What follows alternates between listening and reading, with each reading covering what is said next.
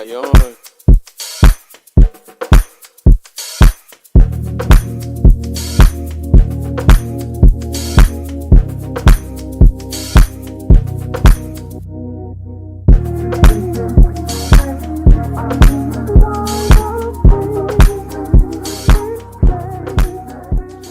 All right, friends and family and everyone in between. I am so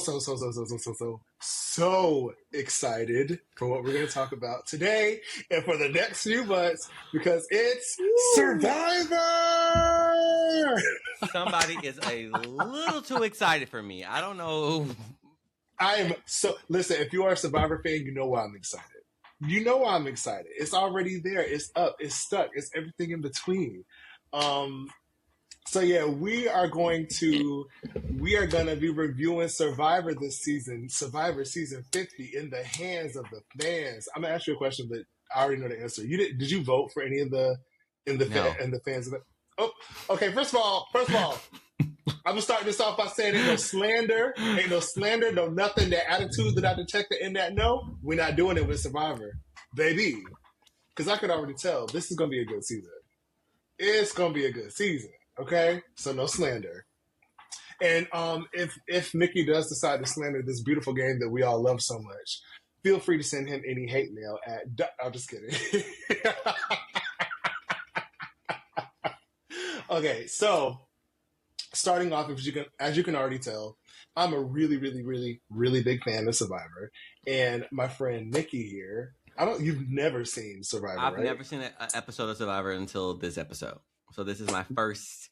I don't know who any of these people are except for one. So I am extremely blind going into this. So I am watching this from as if this is a brand new regular season of Survivor. Even though I understand it's all stars, but yeah, my brain is regular. Some stars. I'm just kidding. It's not.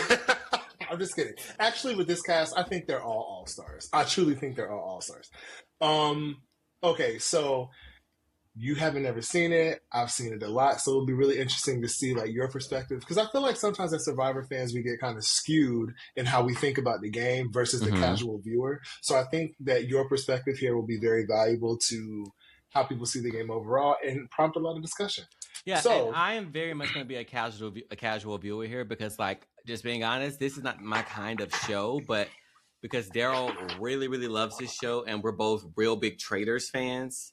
He is like, Nickie, you have to watch Survivor. You have to watch Survivor. So I am coming in this completely blind, completely fresh, and with an open mind and open hearts, and to see if I'm going to actually enjoy a full season of Survivor because I've always been like, I don't want to watch this, but I'm going to do it this go around. And let's see what happens. You're going to enjoy it, and we're going to make sure that you do. Sure. Okay, so first question. So since you've never seen Survivor before, after this very first episode, I'm curious as to what you think the show actually is. I think it's like, it's about to sound crazy, but like Traders but dirty. Okay. Traders but dirty with a little bit of like Big Brother thrown in, and I kind of know like Survivor was kind of like because it's been on for forever, so I kind of know Survivor is kind of like the blueprint for these other shows. But because I have a frame of reference for Big Brother and Traders, I see Survivor. I definitely see those shows coming out of Survivor, if that makes sense. Yeah. And what would you say? Like, are you surprised at the cultural impact Survivor has had? I'm not. People really, I can see why people really enjoy the show, but again, I am coming in this blind, so I am trying to also remain very open-minded and not look at things and not look up stuff and try to figure things out. Like I'm really curious about some things, but I just say, you know what, enjoy the show for what it is and don't try to look too deeply into it. And that's probably a good idea because even from last night, a lot of how the show actually runs is different this season. There's so many things I was like, whoa, they don't ever do that. We'll get into that. But okay, that's interesting. So if you had to boil down in one sentence without using reference from any other reality show, if you had to boil down in one sentence, what is Survivor about? What would you say?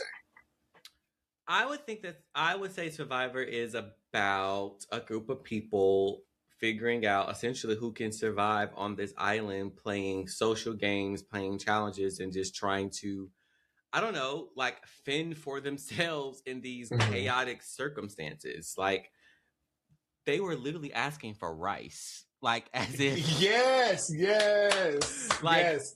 that's wild to me. And then seeing them eat coke, I hate coconut. So like I automatically I would be horrible at this because like I hate coconut. I also don't really like to be dirty. So this is a show that I know that I would never sign up for. Okay. Just So for frame of reference, the reason that was one of the things that was in the hands of the fans as you saw. And so old school Survivor, they used to come onto the island with a certain amount of rice and certain equipment. And this was, from what I understand, before the pandemic. It was kind of like the old era, and they would get onto the island and they would have like an allocated amount of rice, and they would have like fishing equipment and just things that you might need as bare bones, like a flint, just to make fire. Just bare pause. bones Pause. things. So you Mm-hmm. said they did all this before the pandemic. So when the world went to tragedy, Survivor said make things worse. Essentially, and correct me, anybody. I'm sure somebody will, but correct me if I'm wrong. But no, after the pandemic, it became what is known as the new era, and in the new era, you have to earn everything that you get on the island. That's crazy. People went through hell during the pandemic, and Survivor was like, I know you just went through hell, so I'm going to make things. That's crazy. Well, I will also say, post pandemic, the new era kind of focuses a lot more on relationships and like personal things versus just gameplay. As you'll see throughout the season, that is a core difference, and we'll talk about that too. Like how Kobe came in, it was really like, I want to get to the game. I play a loyal, honest, whatever game. And Rizzo from last season was basically like, that's not really how we do this anymore. Like, and they told a lot of his personal story. Back in the day, they didn't really do too much of that. So New Era Survivor, I think them starting with nothing is more of a way to bring in more story and like really going from the ground up. And every season there's what's known as a disaster tribe. We'll get into that too. And I think that conversation comes out of all of that and kind of makes all these things happen. And so what I love basically about Survivor is, like, off of your original point for the question that I asked, I really think that, and last night just even proved it even more. Survivor is a game of social politics. Mm-hmm. It is 100% a game of social, and it's disguised as a game show. Because at the end of the day, you can be the strongest person on the island, you can be the smartest person on the island, you can be the kindest person on the island. But at the end of the day, the point of Survivor is that you have to get people to be willing to not put your name on a sheet of paper. And you do that using whatever tools you need to use. That's social politics, baby. That's social politics. I understand that. I understand Survivor. that concept. I get it. Yeah. I get why you like this show. I really do understand why you like this show. Mm-hmm. All right, so we're going to talk about a couple of things, some moves, a few highlights of the episodes for me, and some characters, whatever. So the first thing I want to talk about is the tribes, like the tribe split. So ordinarily on Survivor, at least the new era, the tribes will come in already knowing their tribe. So like literally when we see them, they'll come in on a boat and it'll be all the yellow tribe or the red tribe or the green tribe. This season, they picked rocks out of a bag, and whoever picked the same color rock was on the tribe. Now, here's what I'm going to say about that. They said the production has had no interference with this. Production definitely played a game in that. Like, production definitely played a game in that. Also, we also saw something in there. I think I'm getting too far in the episode, but like somebody else had to choose rocks. I'm like, you just gonna have two people who choose blue, one gonna choose white. Like, production is definitely playing. That's different. But for the tribes, I don't know if I can pinpoint how they would have done this, but I just don't think that was a random tribe allocate, because honestly, it would have been boring. There are too many stories that are already happening within these tribes of previous people that lets me know that production definitely did this too. I don't even know the game, but like when you're just watching it from a production standpoint, Ozzy and Sari had a history. Coach and Ozzy also playing the first game. Like, there's too many coincidences, in my opinion, for this just to be happening organically. The major coincidence for me was that Kyle and Camilla were split up. Savannah and Rizzo were split up, but Stephanie and Kobe weren't, and Ozzy and Sari weren't. And the reason why that is interesting to me is because there are more new era players on this season than old era. And I think, to me, the show feels like they're at least somewhat trying to protect old era players, at least in the pre-merge. It seems like they're... Let me pause you for a second before you keep going. Mm-hmm. You're going to have to give me a little bit of time because I don't know these people like this. So I'm having to look off. So when you're saying names, I'm having to... So for the people who are viewing, I don't know anything about this game. So when Darrell is saying names, I'm having to look off to the side to see who he's referring to because I can put a face to the name because I don't know the names just yet. Okay. So slow down with your explanations of like, so I can be like, okay, who is that? Yes. So we are going... we probably shouldn't do it this podcast. So basically, in Cerise... Actually, that'll take too long. But I will say it is a good mix. Each tribe is a good mix of old era and new era players. Mm-hmm. There's no tribe that's all one thing. But some of the old era players have been split up. I mean, some of the old era players have been put in a tribe. There's no tribe where there's an old era player that doesn't have another old era player in it, I don't think. But there are tribes that have new era players that worked as duos. So Kyle, who got medevaced out, which is so sad. We'll talk about that. And Camilla, they were a duo in season 48, and Kyle won with Camilla as his like right hand woman, and they won by Kyle playing the complete middle game with an alliance with Joe, and basically like he was working with Camilla the entire game, but nobody else knew about it. Who is Camilla? Camilla, she's on Tiffany and D. Okay, I'm with you. I saw her. That's just her name. Okay. Yeah, and then Rizzo and Savannah from last season were a duo, and quite honestly, like no shade to anybody from last season because I actually enjoyed the season, but they obviously were the two biggest players from that season. I mean, Savannah won, and Rizzo was a very close fourth place.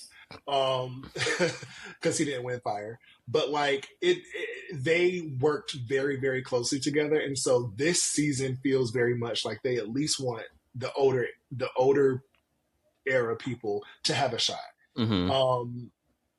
Somebody's going to disagree with me on that. I don't give a fuck. But the most important thing to me is that nobody is allowed to hide this season. Nobody.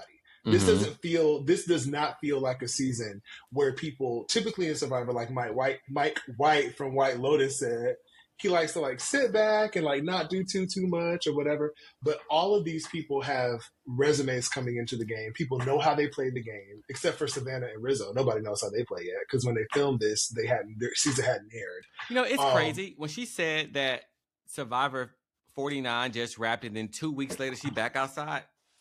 No. 2 weeks later. She just spent 26 days in the jungle. No. Went home for 2 weeks and came right back. No. Baby, I said at that point, I don't love Rizzo, I'm not going to lie. I do kind of like Savannah. I don't like her that much, especially after this episode. But I was like, y'all can't send home Rizzo and Savannah, at least not for the first, 10 days. I need them to get 10 days in. Because, they just got back on the island. I also have a thought about this. If Savannah, if you are playing this game, right? Why are you coming out of the gate telling people I just won? So that's going to be a hot button topic. I feel like I see why it would be tempting to not tell anybody that. But here's the problem. Everybody in that game knows that if Rizzo and Savannah came back for 49, then there's a reason that they're there. Right? They know there's a reason, but you don't know that they won. Yeah, but I feel like that would just be too difficult. Because also, Rizzo is also there. So even though she worked with Rizzo on her season, who's to say that Rizzo wouldn't let people know she won? We don't know for sure that they're going to work together this season. But that's what I'm saying. I wouldn't just volunteer the information. Unless somebody asked me, did you win? I would just yeah, I just came back, and I would I would really play that up as I just came back. I don't know why I did this to myself. I literally I would have played it why am I here? Not giving and letting people just kind of believe that whatever they want to believe, not necessarily that they won. And then when it comes up, then if Rizzo announces that Savannah won, then yeah, I won. My thoughts are still the same. Why am I back here? I would play it. I wouldn't. especially this early in the game. I see that, and I will say I do understand why you think that, especially as a casual viewer. But as someone who watched, and if this was a regular season, and they have done this before. If this was a season of returnees and new players, they've done that before. Like half of the cast is fans, and then the other half is like people who've been on the show. Then I maybe even would like do that. I don't know, because then there will be some people that don't fully know the experience of the game. But I think, especially with Savannah's tribe, Savannah ended up on a tribe with Christian, Devin, Sari, Ozzy, freaking, I'm looking at Joe. Like, these are people that know how the game works. They would have been able, specifically Devis, who immediately sussed out that she had actually had an advantage, by the way. They would have immediately sussed that she was lying. And I think in this situation, it's better to come and be straightforward and be like, hey, I won the season. I'm a valuable player to work with. Like, I was good in challenges. I had a good strategy. And yeah, you don't want to brag on yourself, but they already know that you're a strong player, or else you wouldn't be there. Right. I think it's better for them who don't know her for her to be able to be like, yeah, I'm a useful person to you, and I'm coming in here alone. So I actually think that was a good strategy. Based on what you've seen already from the tribes, who feels dangerous to you? Dangerous. I'm gonna give like one or two people per tribe. And again, viewers, yes, patience, because I'm looking off to the side to figure out who's in what group. And again, very blind.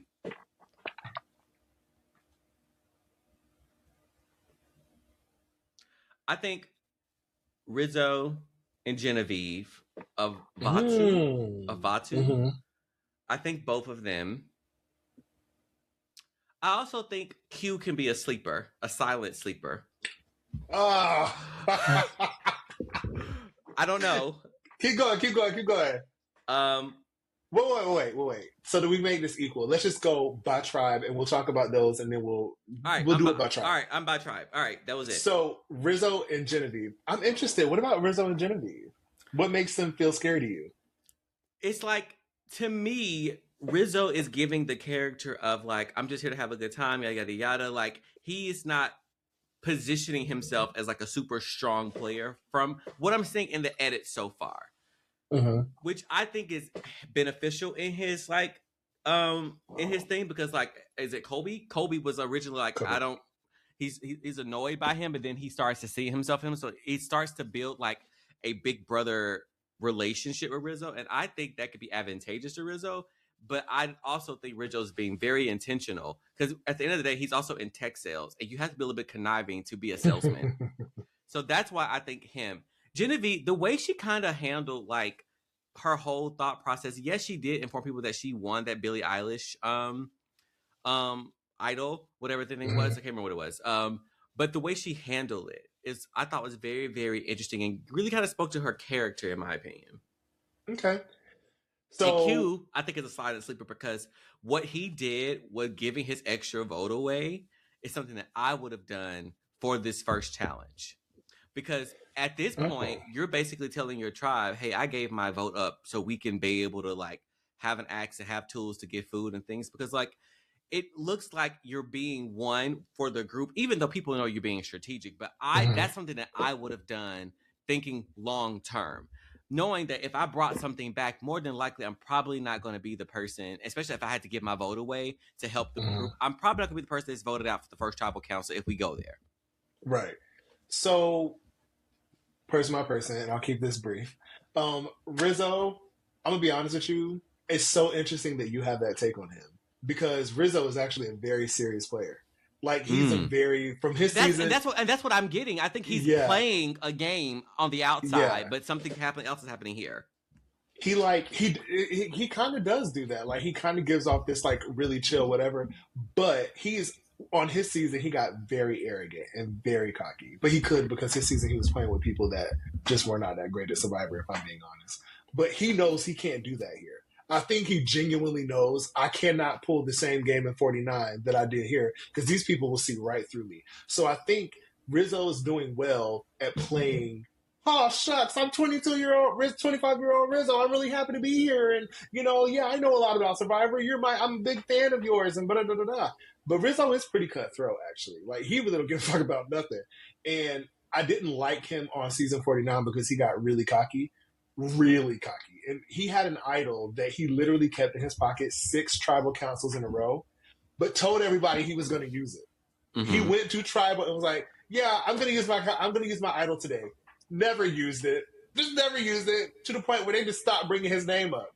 That's ballsy. That is truly ballsy because everybody knew he had the idol, and it actually became part of why they weren't strategizing to get him out. So, very good read on Rizzo. Genevieve, Queen Genevieve. I love Genevieve with such a passion. She's from season 47. Love her to death. She's such a strategic mind. I think she's playing so much better this season because a really big complaint about Genevieve is that her first season, Genevieve wasn't good at the social part. She wasn't good at developing relationships with people, and you see she's instantly rectified that this time. She's in the majority alliance. She knew exactly who to get in with because she's so smart and strategic. Her issue last time was that she was strategic but she doesn't connect to people easily. So she had these moves she wanted to make and was able to make them, but ultimately people didn't trust her enough to keep her around. Genevieve would have won season 47 if she made it to final.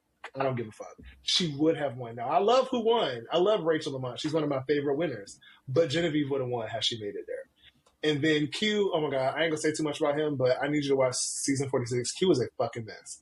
Q is like... Q is insane. He's actually insane. And honestly, anybody who's watching this and knows Q Burdett's playing game style knows that he's being very tame right now. I guess because it's the first few days. This man is insane. This man is insane. I don't even want to get into it, but I actually think he's playing pretty solid right now. I think his move to give his vote away, I know that can sound like a dumb idea, but I think for Q specifically, that was a good idea because he brought the supplies back. And he didn't tell everybody he lost his vote. He told this alliance he lost his vote. And I think that matters because in this game, people don't want to feel like Q is season 46 Q, who was playing all for himself and did some fucking stupid shit and lasted way longer than anyone thought he would. I think this time he's playing with a lot more intentionality, and yeah. So, second tribe. What do we think? Who feels dangerous? Second tribe.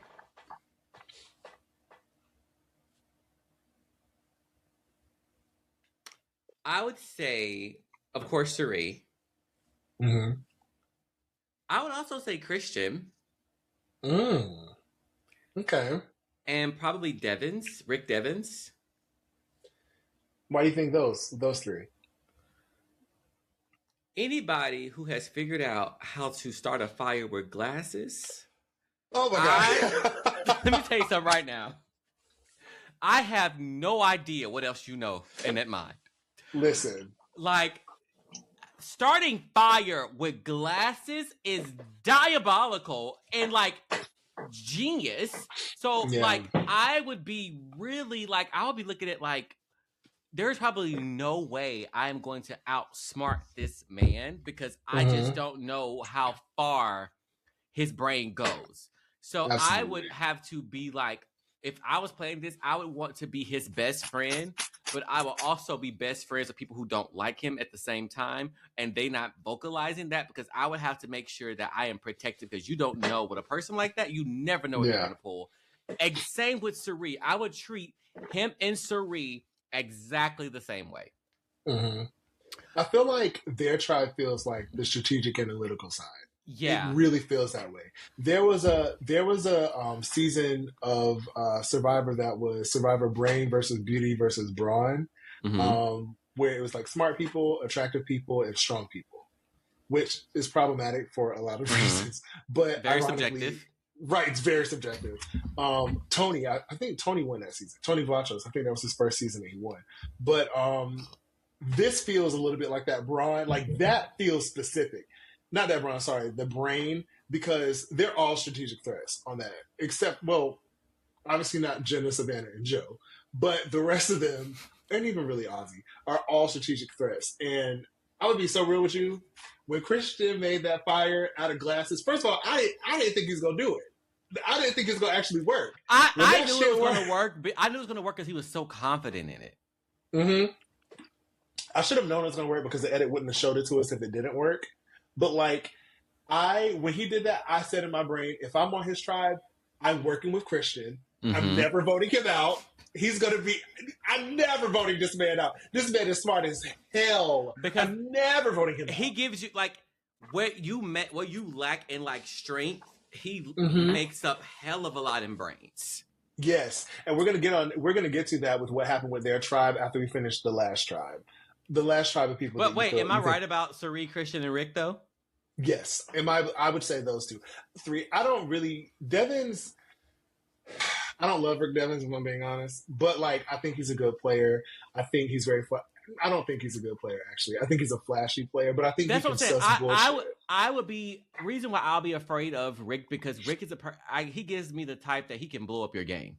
Yes, he absolutely can. I that's why like I would want to be friends with him because I get the energy like. As soon as Savannah said she didn't have an advantage, he went talking to other people like they don't believe that. So like he's starting to blow up her game within his tribe already. And that to me is very dangerous because you can't trust a person like that. He's so bold. On his season, he just kept fucking finding idols. He found like all the idols.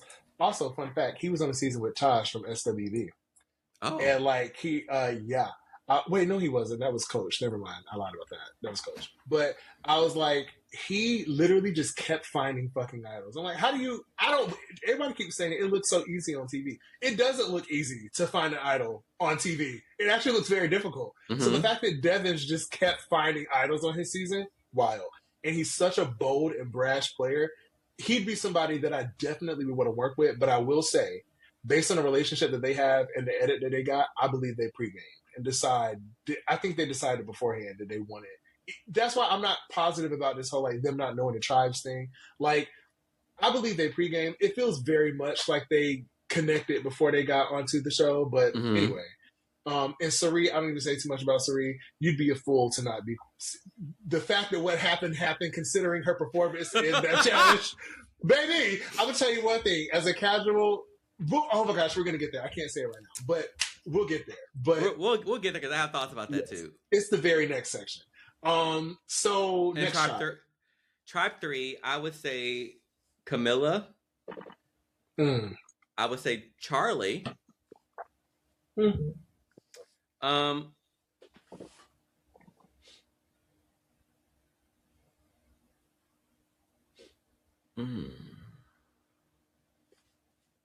Mike. Okay, explain.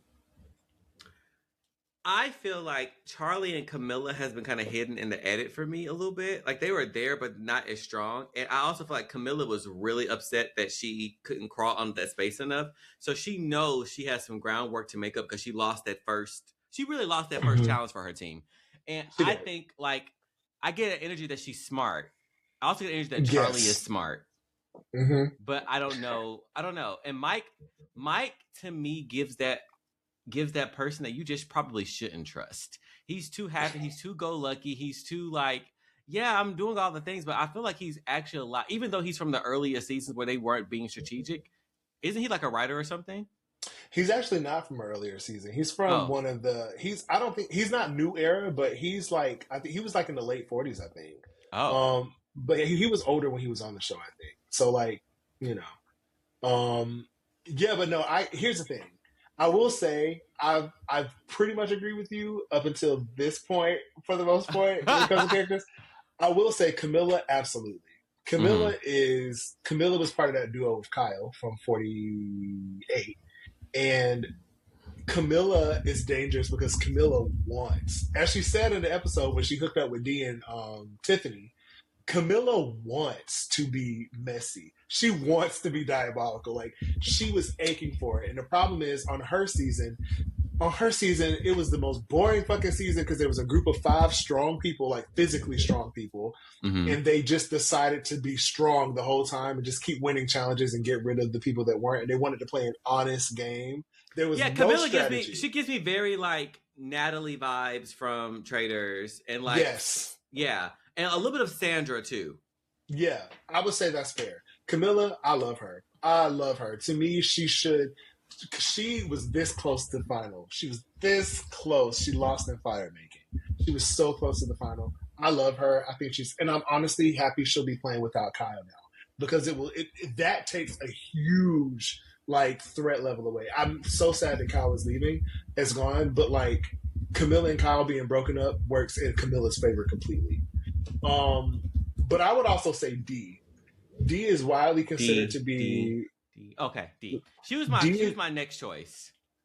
D is widely considered to be the best winner of the new era. I love D. I love her. I think she's great. She was a very dominant winner. She was never going home. She is great socially, strategically, and strategically. She literally everything it takes to be good at Survivor. D is good at that, and people like her. I think the biggest issue with D though is that she's one of 3 former winners, and that's going to be it's going to be very difficult for this group of people to let D get too far, considering that she's already won and she's a recent one. Oh, in the past like 5 years, she's a recent winner. So, So her. you say Camilla D, and who else? I would say I don't disagree on Charlie, but so Charlie played such an undercover game that it lost him season 46. He was playing alongside a person named Maria. Maria was the dominant strategic person, but she was also being kind of manipulated by Charlie. She just didn't know it. But he didn't have good jury management because Maria ended up voting against Charlie in the end, and Kinsey won. Kinsey was basically just a social pair. She wasn't good at challenges and she wasn't the best strategically, but I love her and I'm glad she won. And so I'm saying about Charlie, I think Charlie is one of those people. His game is a little bit too under the radar. We know his game was too under the radar for the jury to accept it as a winning game. So I like Charlie, but I don't necessarily know how far he'll get on this season. So give me your people from the first 2 groups. You didn't tell me who you think will be your top 3. I agreed with you on everybody. I agree with you on almost everybody. I think, I thought Kristen, Sari, and Rick from Sela. I think D, Camilla, and I think I'm gonna say Tiffany. I was thinking her too. I don't this group here. I'm like this Kalala group. I'm still like, just being honest. They're not as interesting TV as the other groups. So it's hard for me to really like process this group. Yeah, they didn't get much of the edit, so that's fair. And then for Vatu, I would say the same people you said. I would say, actually no, I said Genevieve. I would have said Kyle, but he's gone now.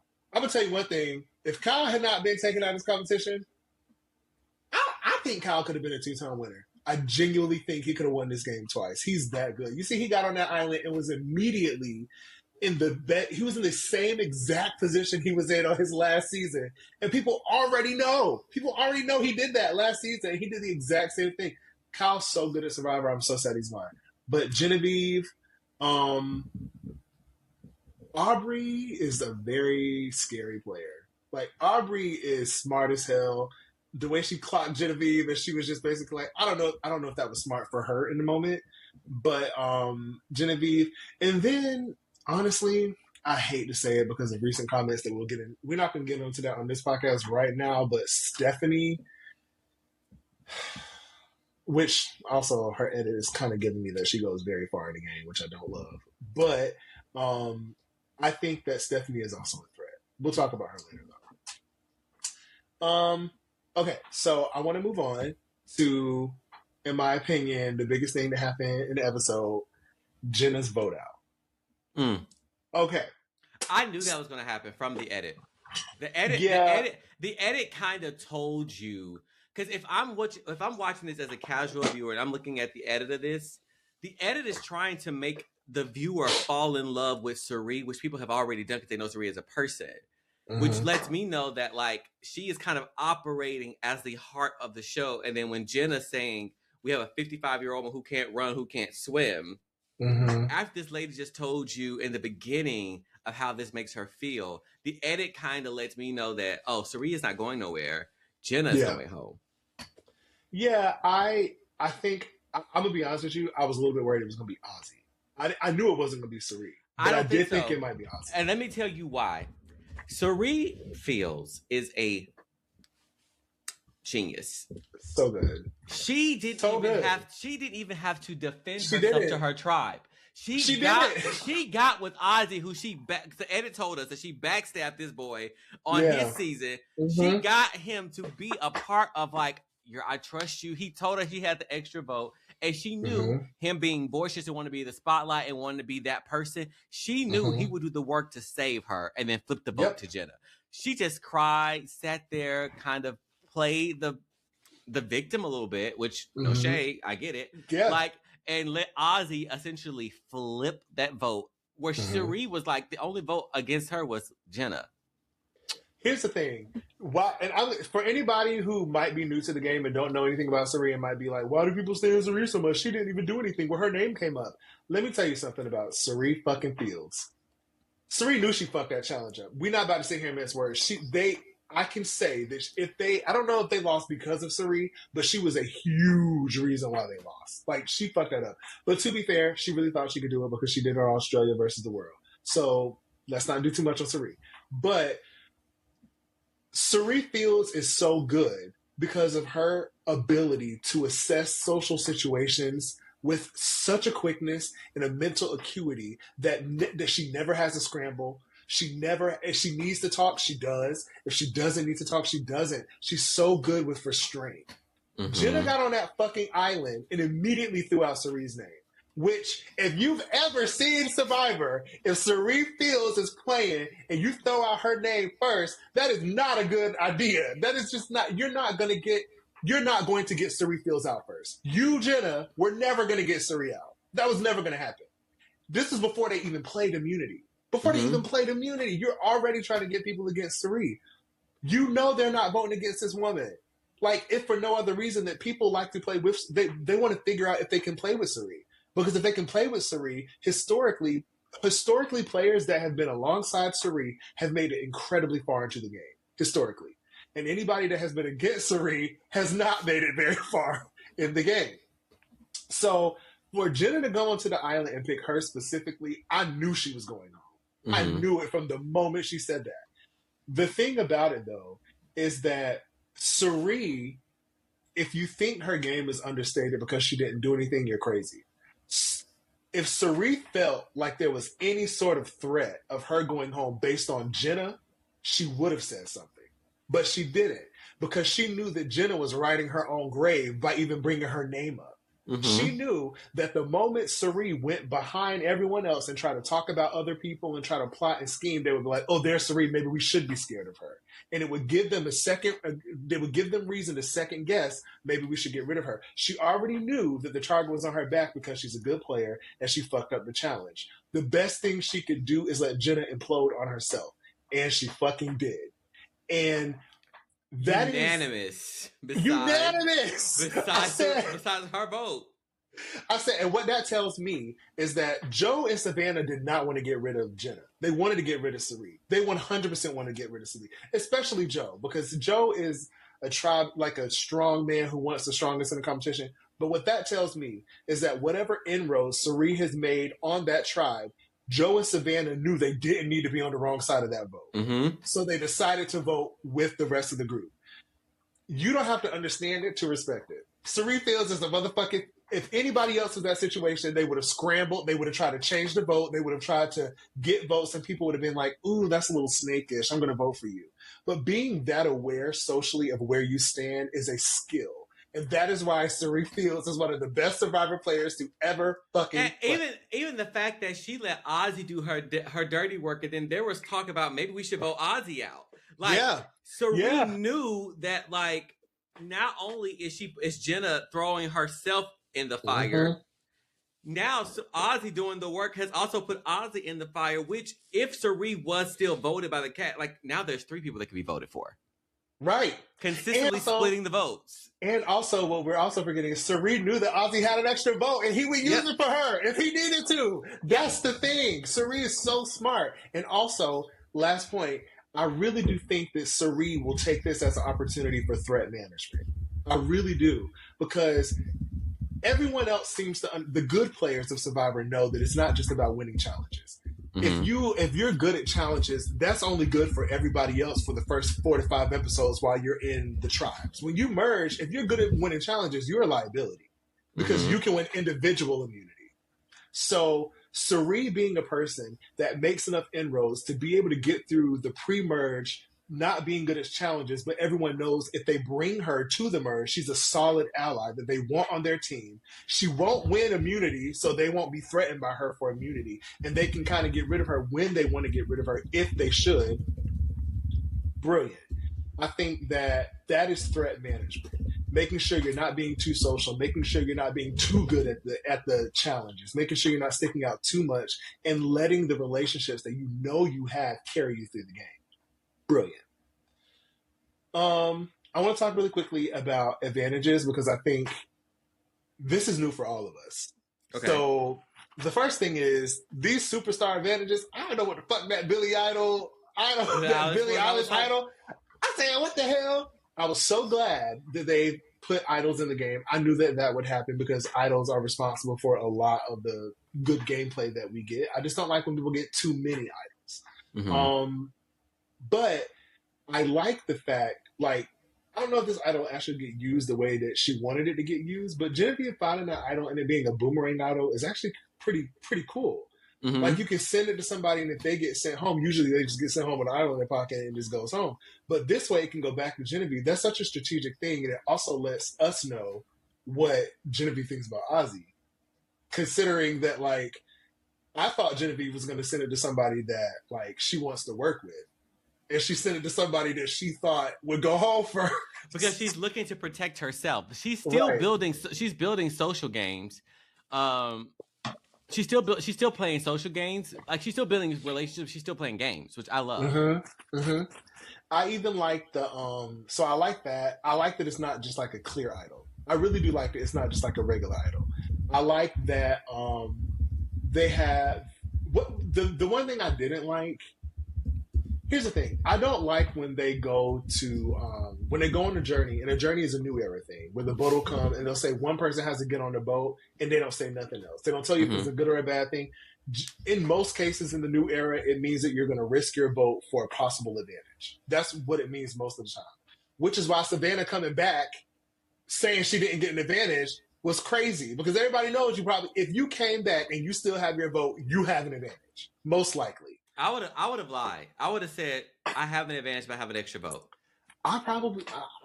It's such a hard situation, because I think in that situation, Savannah doesn't want anybody else to know she has a block of vote, because it's hard to know. That's why I would say I got an extra vote.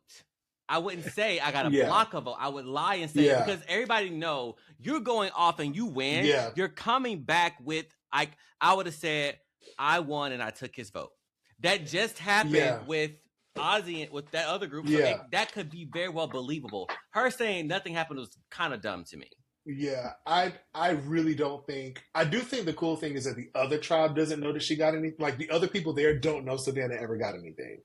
But Savannah going back to her tribe and saying she didn't get anything was never going to fucking work. Nobody was going to believe that. I think that.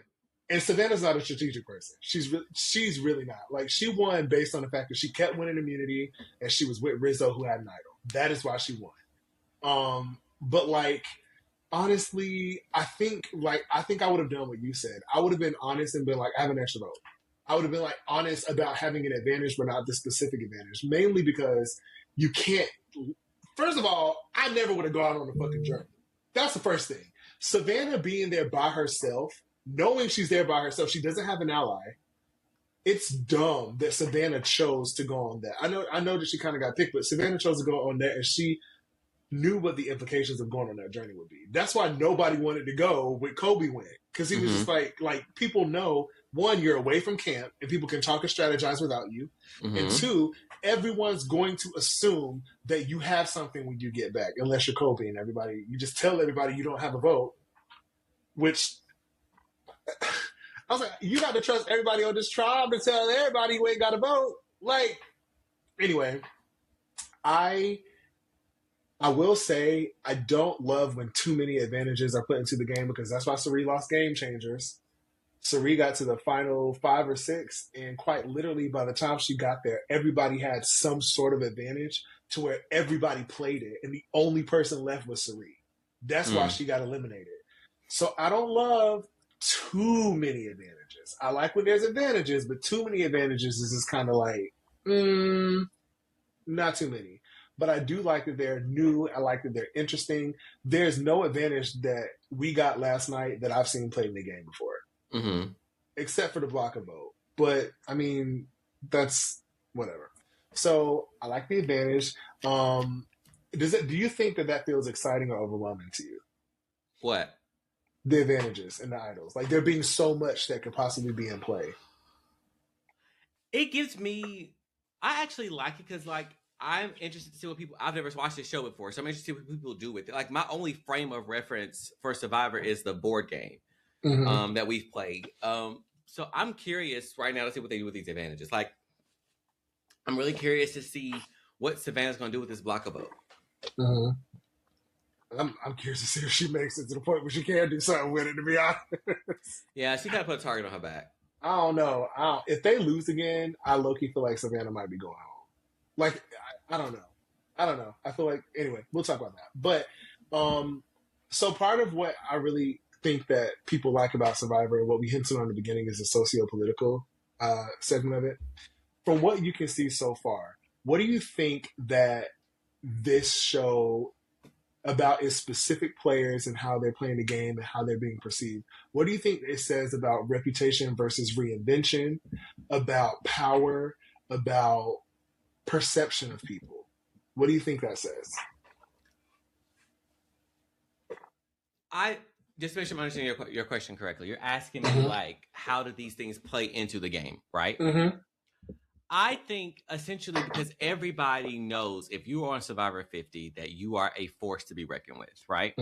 So you either have two choices, which I think one is a dumb choice. It's like live up to their reputation or strategically change people's perception about you from what they saw on television, because you all know that TV is edited. So if I was there, I would be playing to reinvent myself in a way, because they all have been on this show before, so they all understand that this is production is going to production, and there's going to be edits happening. So maybe everything you're seeing that you saw on television wasn't actually the truth, and that's kind of what I would bank on. So I would go reinvention than trying to prove I'm who everyone thinks I am. I will say on that point, I think the episode specifically highlighted that exact dynamic with two specific players. I think Coach and Ozzy was a very specific, like, I don't know what they're trying to tell us about Coach and Ozzy, but I know what I got from Coach and Ozzy is Coach is the same exact player that he's always been.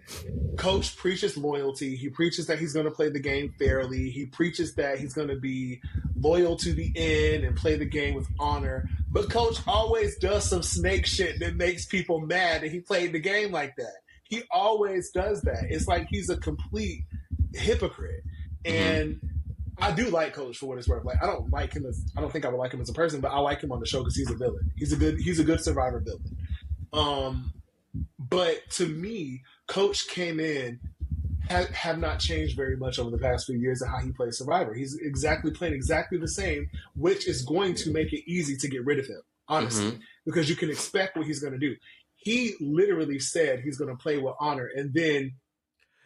That's why I said Mike is slick, because Mike knew that's the that's the image that Coach is like giving to the tribe. So Mike coming back in and being like, well, that's what you said. So he's allowing people to mistrust him already. Right. I really hope Mike did that to be shady, but the edit makes me think he was actually just being funny. Like, the edit made me think that Mike didn't think that Coach was going to be that upset about it. Like, it made me think that he was just like, oh, look at what Colby said. But I hope he was being strategic with that. But yeah, so Coach came in and he's been the same person. But Ozzy, though. Ozzy had an interesting episode. I've always liked Ozzy, but to me, Ozzy's never been a good strategic player. He's always been... He's really trying, but he's not... He's trying, but he's still getting played. I don't think he's getting played, actually. I think he I think he came in. So what Ozzy is good at is the survival element. Mm-hmm. Ozzy is good at like finding stuff to eat, building fires. He's a challenged beast. And then you saw he's like 44 years old, jumping in the water like that. Like he ate everybody up. Right, but I think that will be more beneficial on the Vatu tribe with the Genevieve tribe than it is on. He's on a tribe with a lot of smart individuals, Which is why I think he's being strategic by aligning with Sari. Because he realized that he lacks the strategic prowess. That's something he played with Sari before and didn't try to do that. Not really. He was just like, well, whatever happens, happens. Ozzy realizes that he needs so much more agency in this game than he thought he had before. Ozzy's never had too much power in a game. He's always been someone that people liked and let him go when they needed to. and But him knowing that he needed to align with Sari, him knowing that he needed to keep his vote and convince Q not to take his vote, he knew that. He knew that with his specific tribe, Ozzy definitely needed to have his vote. Before, Ozzy would have just gave Q the vote and took things. I think that's the show telling us that Ozzy is trying to play differently this go around. And I think, based on how it went last night, that it might be a little bit better for him this go around. I mean, and I get that, but I still don't think that when I'm thinking about like Glasses Boy Christian. Glasses Boy. We're just gonna call him Glasses Boy. Glasses Boy, like I just feel like you are, and I know Sari is smart. And one thing about Sari, I don't know. I've only watched her on Trader, so I've never watched her on Survivor. Mm-hmm. She You likes watched on Big Brother too, didn't you? No, I didn't watch it. Okay. I've only seen one season of Big Brother. Sari likes to align herself with people who are nowhere near as smart as her. Have you noticed that? I've noticed that Sari, if they are as smart as her, if they are as smart as her, they're not as social as she is. Mm-hmm. Like she knows who to align herself with that can balance the inequities that she has. Yes. Okay. Yeah, I love. What do you think? And it's interesting because like this is one of the first seasons in a while that there have been multiple like older people on the show. Because remember, these people were in the height of their popularity when they were younger people. Even Sari, they keep making her on her season. She was one of the older ladies, but she was 34 when she got cast on the show. That's not wow, old. Right? I said, bitch, but like, but there's like a lot. You could tell there's a lot of older people on the show. What do you think? Like, how do you think they're being presented this season? Who? The older people. Like they're kind of being presented as like, are they going to be able to keep up with the game? That's what you're saying? That's what I'm seeing. But again, I don't know these people. Yeah. But I'm also thinking because I don't think the challenges are going to be as crazy because it's a older crowd. Yeah, usually I'm not gonna lie. Usually, older people get a shitty edit. Like usually, older people get like you're a GOAT going to the finale. An older person has not won Survivor in the new era, except for one season, Gabler, and most people consider him to be most people consider Gabler to be a winner that you don't want to be compared to because he had no agency in the game. He didn't really do anything. I don't agree with that. I think he played a good middle game, but whatever. But older people on Survivor tend to get the like, oh, they can't do it type of edit. And they get dragged by much younger players to the end because they know that they'll win. To me, and I think it's because these are older players that have proven legacies, it seems like they're trying to be respectful to these people versus like, it seems like they're trying to like be respectful of their impact on the game and like their legacy. And it's like the show is telling us they may not perform exactly how they performed before. They're older, they might not. But here's why we cast this person. I can already tell based on the first episode, the game started at like an 80%. Like everybody was locked in and ready to fucking play. That doesn't mean throwing everybody's names out. It means get your alliances, know who you can trust, know where your weaknesses are, establish what the strengths are in your tribe. In other seasons of Survivor, people don't do that. It's so boring the first few episodes because people come on the island and nobody wants to stand out. Nobody. That's why Rizzo stood out on his season because he didn't mind standing out. Nobody wants to stand out. And I think the older people have this idea of like, I don't have nothing to prove. I'm just here to have fun and I'm here to just like do what I do best. And I really enjoyed that energy this season. So honestly, before the season started, I was kind of hoping that the new era people kind of eat the old era people up. But honestly, now that I'm seeing it, I'm like, wait, I kind of hope the old era people kind of take these newbies out one by one. So yeah. All right, we're coming close on time, so I want to end with a few things. One, who, and I know it's a lot to say right now. I'm going to ask you two questions. The first question I'm going to ask is, who do you think has the most winner potential, and who you think has the least winner potential right now? My guy from Zion. My God, from Zion. And I know you're still learning them, I don't but know these people, and so this is going to be like kind of hard for me. Mm-hmm. But you do know reality television show editing.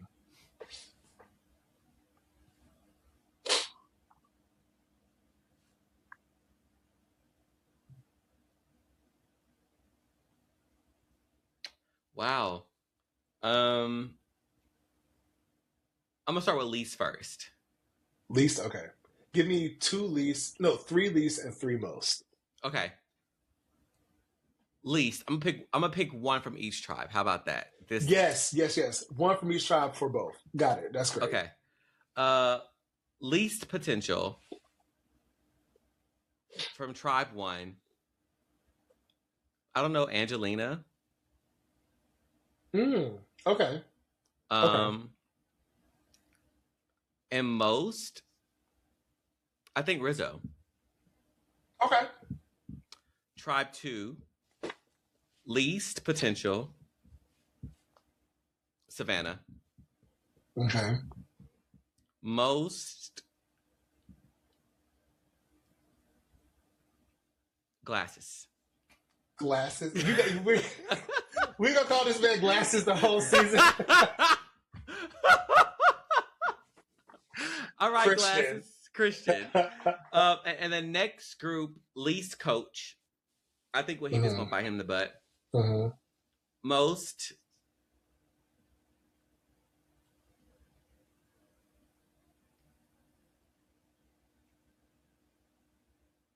Charlie. Okay. I understand that. What about you? For me, for Vatu, I think that the least, based on the people that are there, I think, not because of her gameplay, I actually think Aubrey. I think that the way she approached Genevieve and the fact that Genevieve has a good little thing going on right now and the fact that Kyle is gone, I think Aubrey is a little bit too brash for this specific team, and I don't think they're going to want to work with her. So I'm going to say I think she might not win. From Kalo, I'm actually going to say Mike. And the reason why I'm going to say Mike is not because I don't think he's going to be good, but it's because, baby, there's no way in hell that they are going to crown Mike White, who has millions of dollars in the bank. There's no way that the jury of people are going to vote to give this man another $1 million. No way. I agree with that, but I don't think Coach is going to make it very far. I don't know. I'll get to that in a second, but I don't know. I think, I'll just say it now. I think that, they're not going to like that, but ultimately, Coach is a player that is very popular from the franchise, and somebody will want to work with him. So if he can make it, if his team can make it past the merge point, Coach has a really good shot. Well, I won't say really good, but he has a better than worse shot.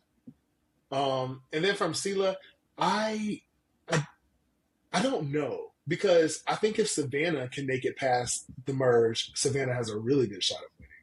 But I don't know if she's gonna make it to the. I think that's what I'm saying. I don't think she's gonna make it to merge. Yeah, I think if it's not Savannah, honestly, if not Savannah, I would actually. I'm saying Emily. I don't know that right now. Emily is number 3 with Rick and Devins, and I think that if they need to get rid of somebody, it would be her before they get rid Rick of. And Devins the same person. Sorry, Rick and Devins. Sorry, Glasses and Devins. Okay. But I like Emily too. So whatever. So those are my leads. The people that I think is most likely to win from Vatu, I want to say Genevieve. I think Genevieve or unfortunately Stephanie. The only reason I'm saying Stephanie is because the edit showed Stephanie had, I counted, Stephanie had the most confessionals of anyone on this season. The first episode, despite the fact that nothing that happened in the episode directly involved her. And I was like, that tells me she probably is going to go pretty far because her confessionals weren't that interesting. It's not like she's like. I honestly don't even remember her. Exactly. She's never been a player that I love, and she said a lot of really problematic things most recently. So I ain't gonna put that on this podcast. Or unless she's the chaos agent of this season, maybe she will be.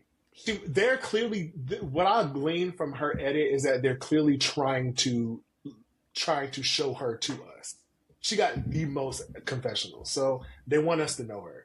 And Genevieve, because I think Genevieve has learned from her mistakes and she's doing fucking brilliant. I love Genevieve. I genuinely think she'll make it far, and I'll be really sad if she doesn't. From Kalu, I'm gonna say D. I think that D. I think D has a really good shot. If there's any winner from this season that has a really good shot of winning now that Kalu's out, I think it would be D. I think Jonathan has no chance. And Sela, I'm gonna say Christian. I think Christian has a really good shot at winning, actually. I think so. Yeah. And I wouldn't be mad at it because I like him. Like, come on, glasses. Come on, glasses. All right. Well, that has been our podcast for the very first episode of Survivor. Last thing I want to say is, well, I want to ask, but you already said it. Based on this first episode, would you play Survivor? No. I can tell you that right now. Don't ask that question. Don't ask that question. I won't ask that question no more. The answer's no.